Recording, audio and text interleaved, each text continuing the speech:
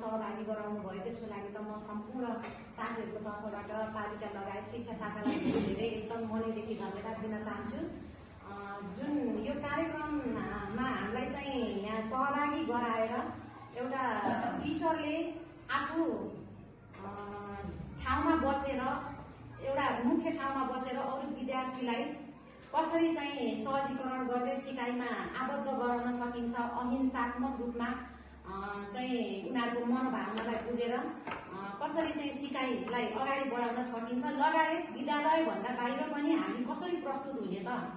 भन्ने कुरालाई लिएर जुन यो कार्यक्रम आयोजना गर्नुभयो त्यो चाहिँ एकदमै मलाई उपलब्धिमूलक फ्रुटफुल एकदम लाग्यो। र यो मैले गएर आगामी दिनमा पनि विद्यालयमा गएर मैले आफ्नो तर्फबाट जुन मेटेरियल्सहरू हामीसँग उपलब्ध भएको छ त्यसलाई लिएर विद्यार्थी लगायत मेरा शिक्षक साथीहरूसँग गएर सेयरिङ गर्ने वातावरण